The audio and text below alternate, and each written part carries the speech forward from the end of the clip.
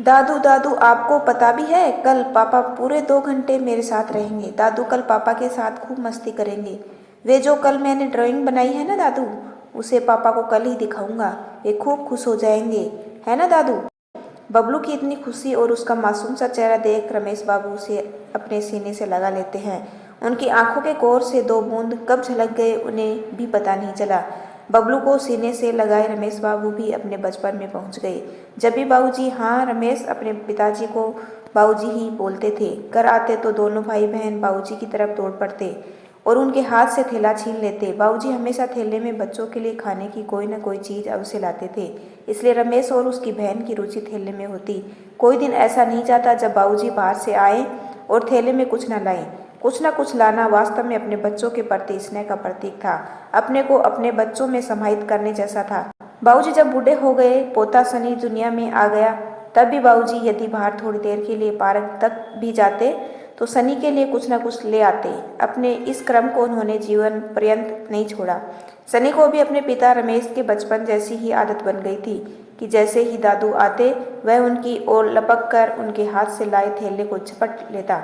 इस हरकत से बाबूजी निहाल हो जाते। रमेश अपने पुत्र सनी को कभी कभी डांट भी देता कि क्या खाने की चीज के लिए अपने दादू को परेशान करते हो। डांट खा सनी मायूसा हो जाता तो बाबूजी रमेश को ही झिड़क कर सनी को सीने से लगा लेते। एक दिन बाबूजी पार्क गए और वहीं चक्कर खाकर गिर गए। परिचितों ने खबर भिजवाई तो रमेश दौड़ा गया और बाबूजी को हॉस्पिटल लेकर गया। दिल का दौरा पड़ा था। बीच रास्ते में बाबूजी शरीर मात्र ही छोड़ गए। सनी बार बार बाबूजी को पूछता, कोई क्या बताए, कहकर समझा दिया कि भगवान ने बुलाया, वहीं गए हैं, जल्द ही आ जाएंगे। बाबूजी का स्थान अब रमेश जी ने ले लिया। सनी बड़ा हो गया था, एक बड़ी कंपनी में जॉब करने लगा था। समय की कमी उसके पास थी। अपने पिता ही क्या, उसके पास अपनी पत्नी रुमा और बेटे बबलू के लिए भी समय का अभाव था। बबलू अपनी तोतली जबान में अपने पापा को यही शिकायत करता कि उसके पापा उसके साथ क्यों नहीं खेलते, उसे बाहर क्यों नहीं ले जाते। अब रमेश बबलू को क्या बताया कि वह खुद बेटे सनी का चेहरा तक देखने को तरस जाते हैं। पूरे 7 दिन बाद सनी बाहर से टूर से वापस आ रहा था। फोन पर बातचीत में उसने 2 घंटे बबलू के साथ बिताने का वादा किया था। बबलू इसी से इतना उत्साहित था। उत्साह और ललक तो रमेश जी में भी थी, बेटे को देखने की, उसे बात करने की, पास में बैठाने की। पर अब उसकी इच्छा कहाँ पूरी हो पाती है। सनी पर तो समय ही नहीं है। सच में अब तो बबलू ही उनकी लाइफ लाइन बन चुका था। बाबूजी की तरह रमेश जी भी बबलू के लिए कुछ न कुछ लेकर आते। एक दिन तो बबलू ने रमेश जी को झकझोर कर रख दिया। रमेश जी बबलू की पसंद की चॉकलेट लेकर आए थे। बबलू ने चॉकलेट तो ले ली, पर साथ ही शिकायत का गोला भी दाग दिया, दादू कभी पापा को भी ले आया करो। रमेश कहाँ से लेकर आए बबलू को उसका पापा। अगले ही दिन सनी आ गया।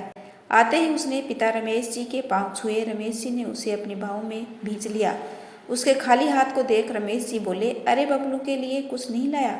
सनी बोला, बाबूजी बबलू को मॉल लेके जाऊंगा, जो कहेगा दिलवा दूंगा। सुनकर रमेश जी के अंदर कहीं कुछ चटकने की आवाज़ आई। बड़े हुए बेटे को क्या कहे। अरे जो स्नेह और उत्साह तेरे द्वारा लाए गए चीज में होता है, वो क्या मॉल में खरीद में परिलक्षित हो सकता है। बाबूजी के दिए संस्कार जो रमेश जी अब तक निभा रहे थे, नए जमाने में इस प्रकार तिरोहित हो जाएंगे, उसने सोचा भी नहीं था। फ्रेश हो सनी अपनी पत्नी और बेटे बबलू के साथ मॉल चला गया और निपट अकेले रह गए रमेश जी। मन में बेटे के साथ कुछ पल बिताने की चाह लिए रमेश जी विचारों की दुनिया में अकेले बैठे विचरण करने लगे। बाबूजी गए, माँ गई, पत्नी भी चली गई। वो कितने दुर्भाग्यशाली हैं। सबका अंतिम संस्कार उन्हें ही करना पड़ा। सब उसे छोड़ गए और बेटा सनी, वो भी क्या करे, समय कम पड़ जाता है ना। सोचते सोचते रमेश जी ने अपने चेहरे को अपने ही हाथों में छिपा लिया, शायद अपने से ही अपने आंसुओं को छिपाने को। यदि आपको मेरा छोटा सा प्रयास अच्छा लगा हो तो चैनल को लाइक, शेयर एंड सब्सक्राइब कीजिए। आपका अपना कीमती समय देने के लिए दिल से धन्यवाद।